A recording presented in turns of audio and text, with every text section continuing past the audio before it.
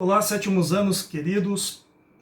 Um grande abraço a todos e todas. Bom estar aqui com vocês novamente. Espero que estejam todos bem.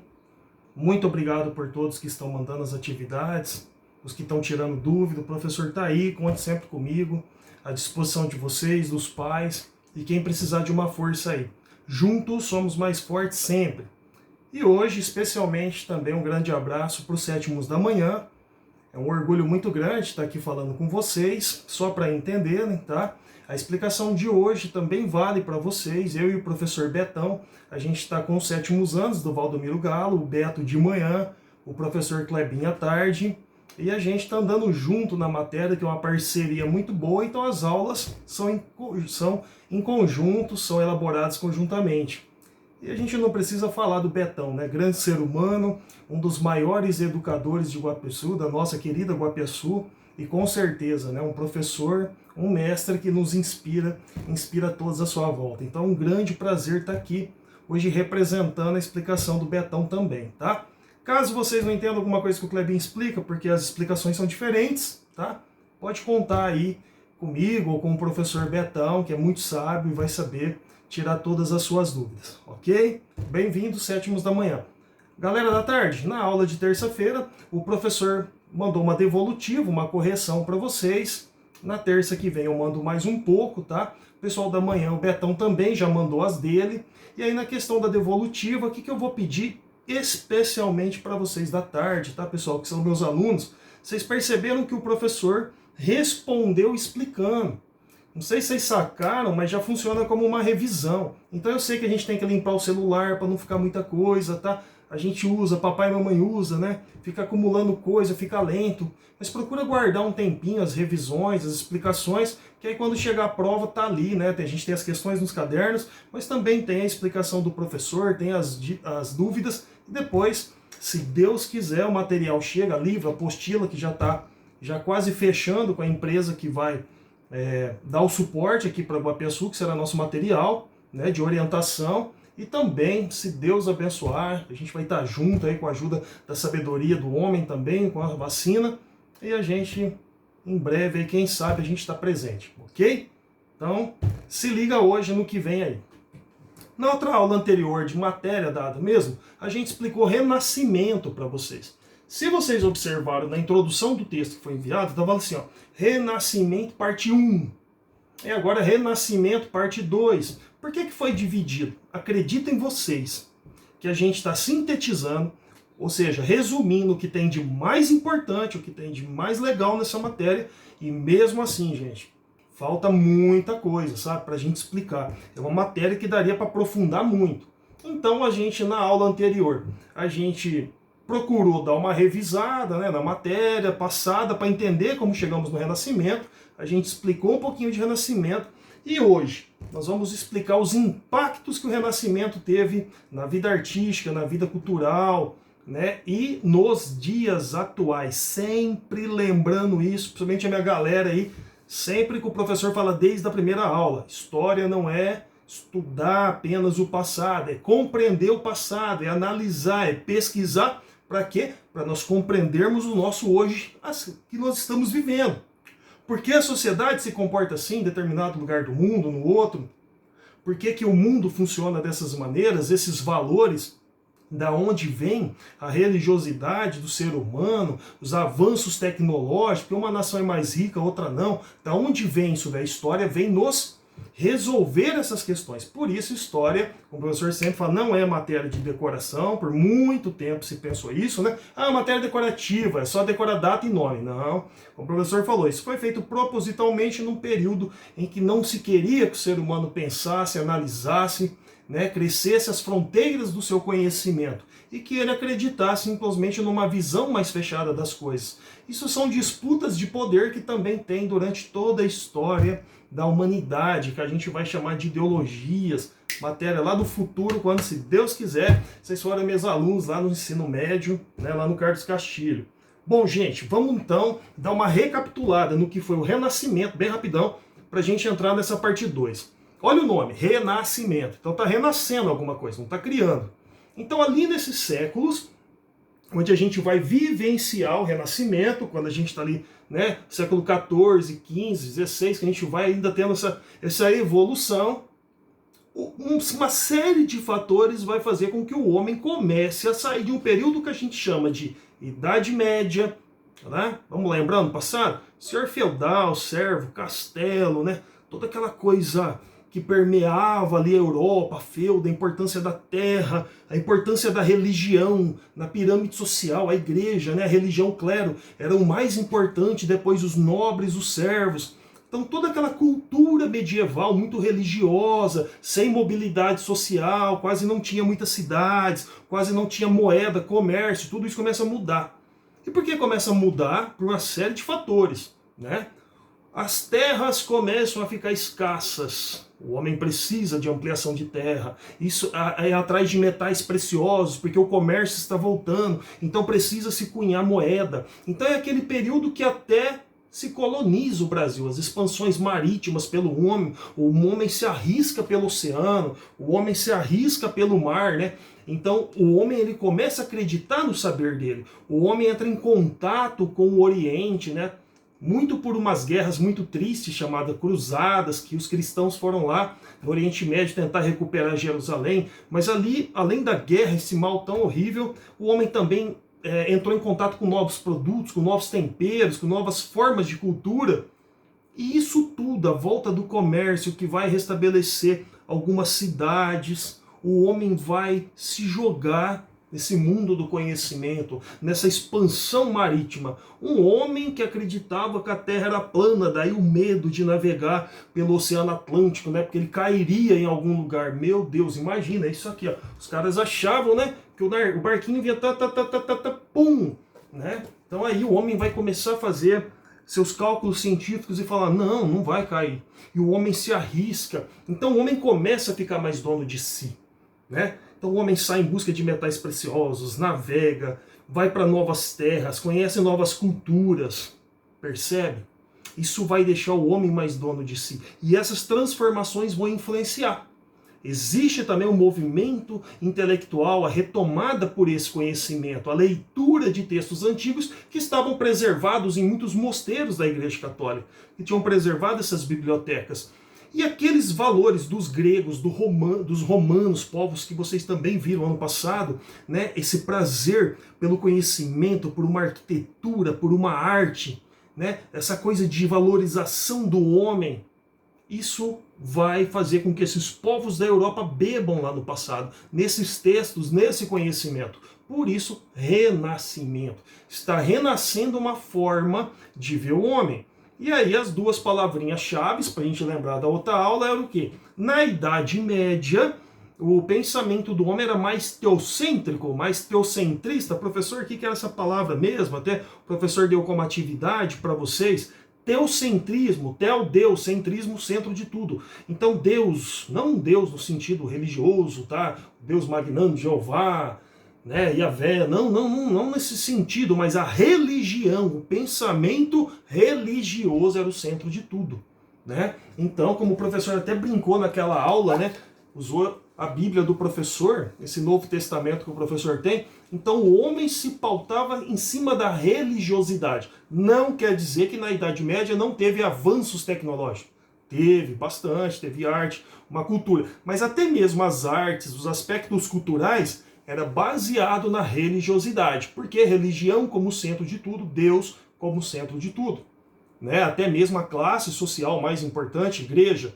Então observa que o mundo girava em torno disso. Quando o professor fala o mundo, Europa, né? Que no Ocidente existiam outras culturas maravilhosas lá no Oriente, China, Japão, né? A Ásia, a Índia, que tem outra cultura, a África, que nós vimos anteriormente nas outras aulas, com outra cultura. Mas o mundo que nos coloniza, que ajuda a formar o Brasil aqui, né, Europa, com esse modelo de pensamento. E agora teremos um homem mais o quê? Mais antropocêntrico. Então ele começa a trocar o teocentrismo pelo antropocentrismo, ou seja, o homem como centro do mundo, né? O homem agora, ele se vê como a obra-prima de Deus, a criação perfeita. Então ele começa a valorizar menos as explicações de cunho religioso para explicar as coisas pelo racionalismo, pela ciência, pela razão.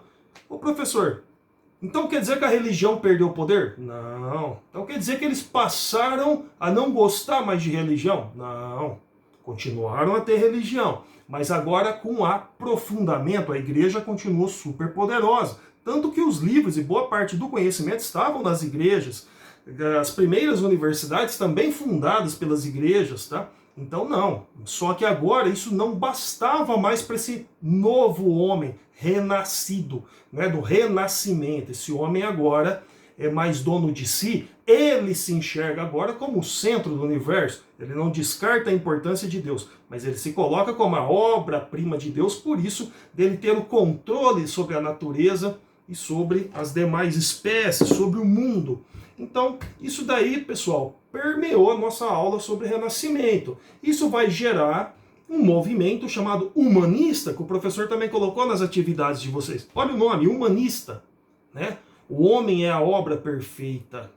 O homem é a poesia do mundo, né? Então, todo esse conhecimento que se busca, essa valorização do ser humano, todo esse movimento, né? O racionalismo, a busca pela inteligência, pela capacidade, pelo intelecto, vai ser classificado como humanismo.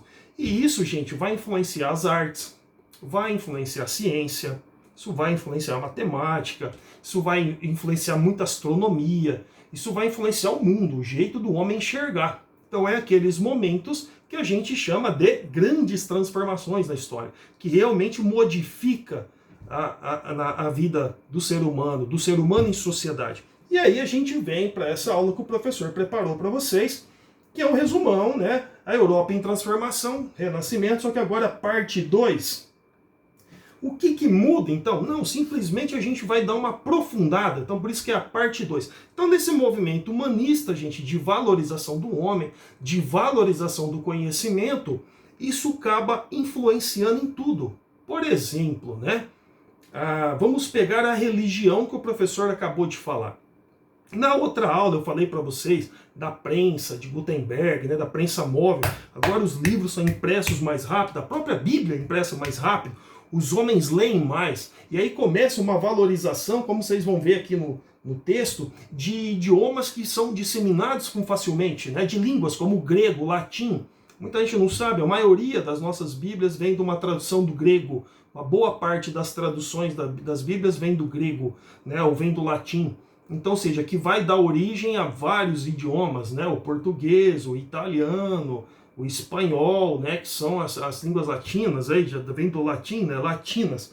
Então, essas traduções, essa análise agora da palavra de Deus, isso vai fazer, olha só como é o impacto, gente. Tenta dar uma brecada, eu sei que o vídeo é grande, confunde a cabecinha, mas vamos lá,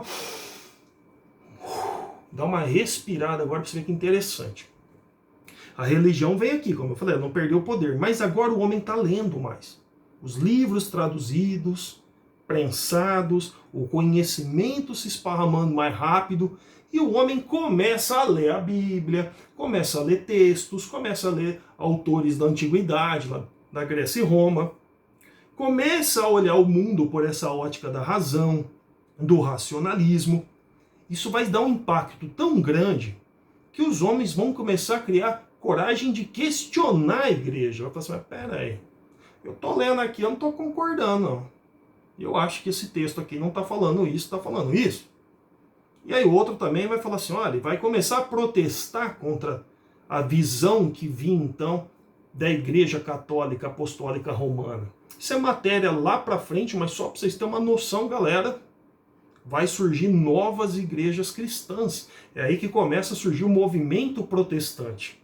Olha como a leitura, novas interpretações de mundo, lógico que isso tem outros fatores, surge aí toda essa ebulição que o Clebinho está explicando para vocês, surge uma classe social muito interessada nessas mudanças, que chama burguesia, que são os comerciantes, as pessoas que movimentam o comércio, seja o comércio terrestre, monetário, né, o comércio marítimo, né, dessas navegações, essa classe social que é ascensão, que é poder, que até então estava na mão da nobreza, dos reis, né, dos nobres ali em volta do rei, da igreja, ele falou, também quero crescer.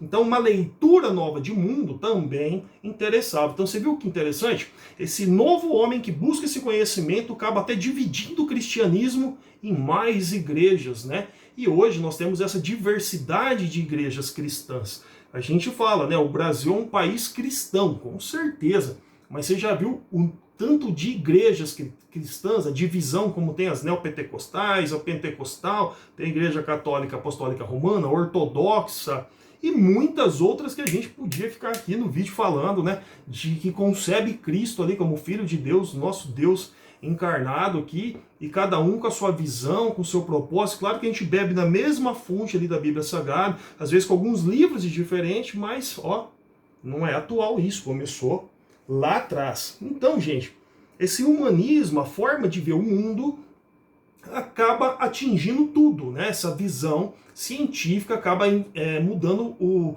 comportamento do ser humano, como a gente já viu na religião. Não vai ser diferente na escrita também. Agora os textos, as novas obras, os grandes livros do mundo começam também, as grandes obras que até hoje são lidas, né, e são readaptadas para filme, para série, e ganharam outras versões no cinema. Essas grandes obras colocam o ser humano agora como destaque, né?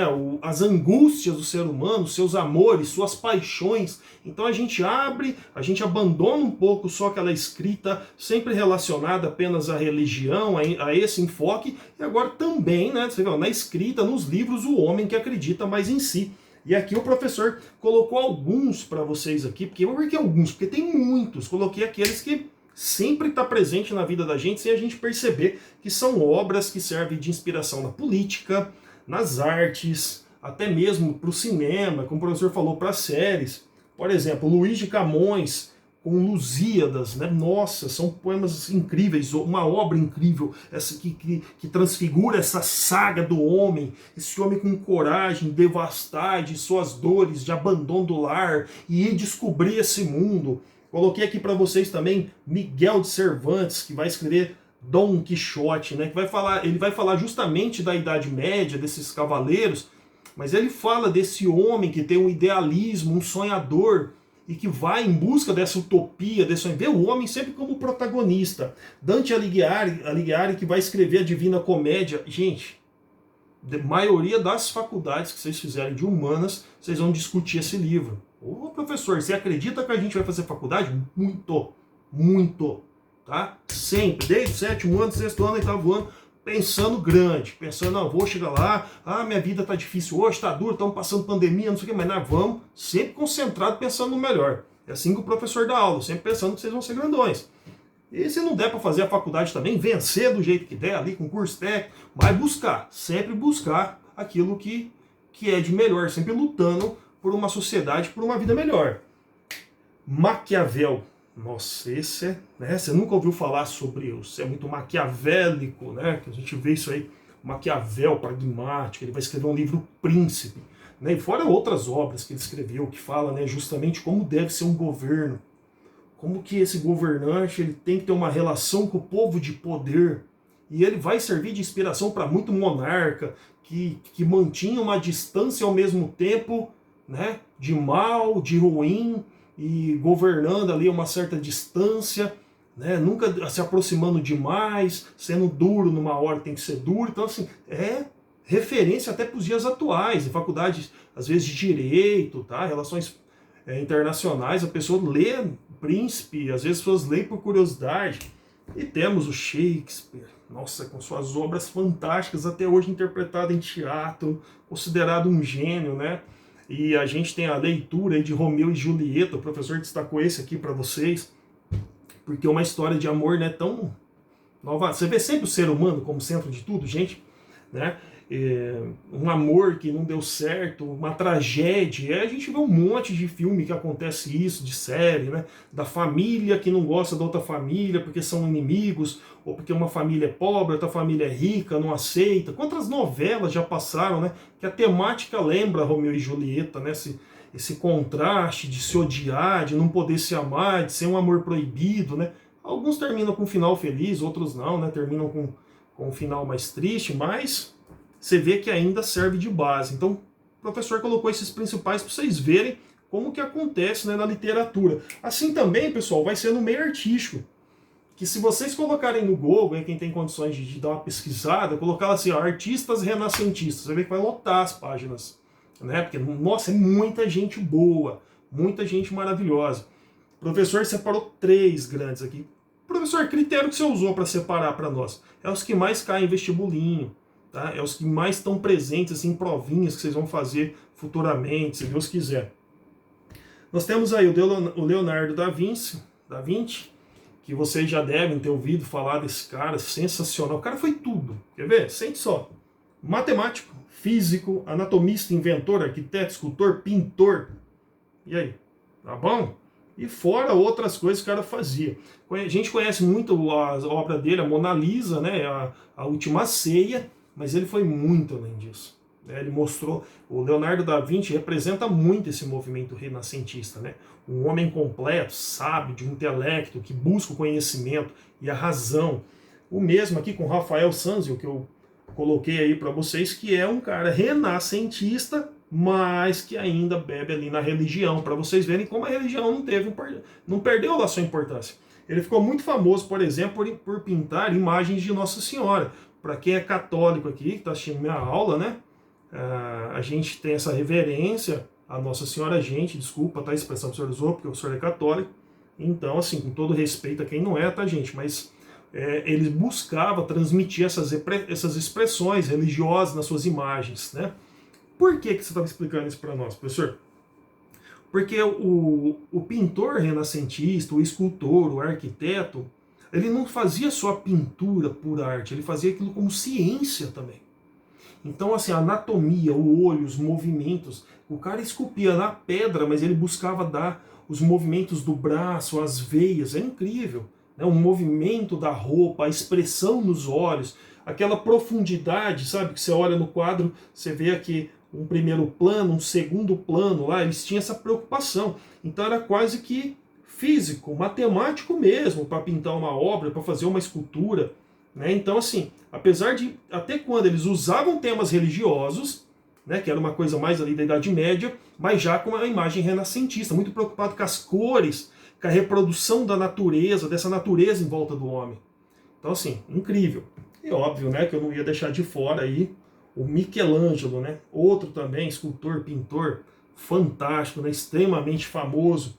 Deixa aí só para ter uma noção, mesmo para quem, de novo, para quem não é católico, sabe, do Vaticano, né, o menor país do mundo, onde vive o Papa, tem um ponto turístico lá, e para quem é católico religioso, a Capela Sistina, toda ela foi pintada, e você fica assim imaginando, né, como é que esse cara pintou de ponta cabeça lá, incrível, uma das coisas mais lindas que existe. O professor nunca foi, morre de vontade de ir, mas para isso serve internet e livro, né, fico ali babando, né, nossa, quem sabe um dia, né, bom, quem sabe um dia. Então, e aí também eu gostaria de destacar do Michelangelo, talvez vocês já viram, e aí eu acho que finaliza tudo dessa parte aqui artística para vocês, La Pietà. Vocês já viram essa imagem? Talvez já viram e não sabem o que é. É aquela Nossa Senhora com Jesus no colo, Jesus assim, morto. Né? Uma imagem triste, forte, Nossa Senhora ali sofrendo com ele no colo. O interessante da La Pietà, gente, é que ela é esculpida em pedra, em mármore. Dificuldade de esculpir muito grande. Se vocês pesquisarem na internet essa obra, pode ser no YouTube, tem um vídeo falando sobre, ou mesmo a imagem, você vai ver os movimentos das túnicas. Sabe, aproxima a imagem, assim, abre com o dedinho, você vai ver o braço de Jesus, assim, você vai ver o rosto de Maria, a expressão de dor aqui, assim, em Cristo. Você fala, meu, como que... E por isso, gente, eles estudavam anatomia humana, muitos artistas chegavam a dissecar os corpos para entender as veias, para entender a circulação humana, para entender as expressões.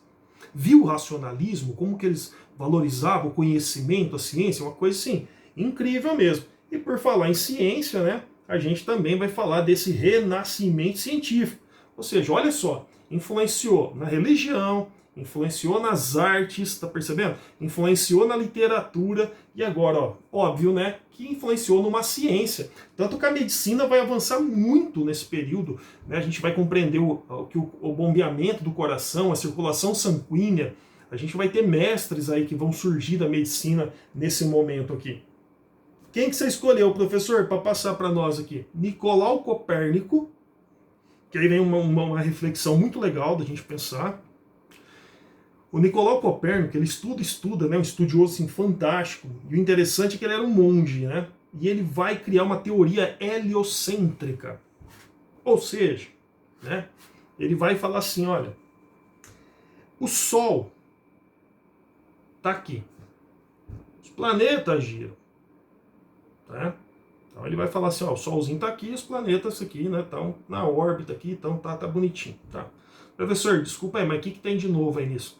Imagina que agora a gente está séculos atrás e nós tínhamos a igreja que falava uma outra teoria, que o mundo era geocêntrico, geoterra, centro.